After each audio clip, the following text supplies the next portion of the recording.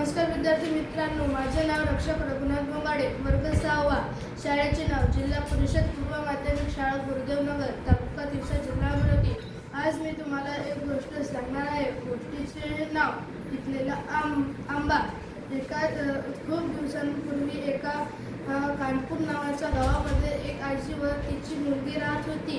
त्या मुलीची आईसुद्धा होती, पण तिची आई कामाला गेल्यामुळे घरी त्या दोघीच जणी होत्या आणि तिला बाबा नव्हते. आणि त्या आजी बाजारात गेली आणि त्या बाजारातून तिने तिच्या नातींसाठी खूप गोड गोड आंबे आणले. आणि ती म्हणाली, आजी की तर मी आंबे पिकायचे आहे, तर उद्या पिकणार, तर मी माझ्या नातीला दाखवले तर ती राजच खाऊन घेईल.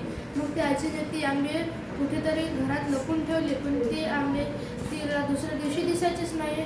ती उठल्यावर तिच्या नातींना बोलावले आणि असे सांगितले, असे झाले. तिची नातीन पण म्हणाली, तू बरं केलं लपून ठेवले, पण आता तुला दिसत नाही, तर आपण ते आंबे कसे खायचे. तेवढ्या ती मुलगी म्हणाली, चल आपण दोघीही आपला आंबे शोधू. आणि ते दोघी आंबे शोधायला लागली.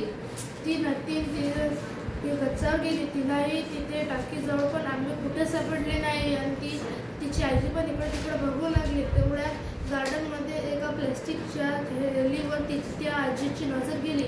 ती आजी बघायला गेली तर काय, त्याच्यात तर कचराच होता, काहीच नव्हतं. असं करता करता त्या दोघींनी पूर्ण घर छान मारलं, पण त्यांना त्यांचा आंब्याची थैल दिसलीच नाही. मग ती नाती दुपारच्या वेळेसला गावात फिरायला गेली. तेव्हाच तिच्या घराच्या मागं एक छोटंसं तळं होतं. त्या तळामध्ये प्लॅस्टिकच्या थैलीत आंबे होते. ते त्यांना आठवण नाही राहिली, पण ती मुलगी त्या तळ्यामध्ये खेळायला गेली तर तिच्या पायाला ती आंब्याची थैली लागली आणि ती ओरडली, काय लागली मला. मग ती मुलगी पाहते तर काय, तिला तर आंब्याची थैली सापडली. ती घेऊन ती आजीपाशी गेली आणि म्हणाली, हे बघ आजी, माझ्याजवळ आंब्याची थैली आहे. आजी म्हणाली, हो बाळा, मीच तिथे ठेवली होती. मग आजी म्हणाली, मला आठवण नव्हती राहिली. ती नातीन म्हणाली, काही नाही, आता आपण हे दोघी आंबे मजेत खाऊ. आणि त्या दोघींनी ते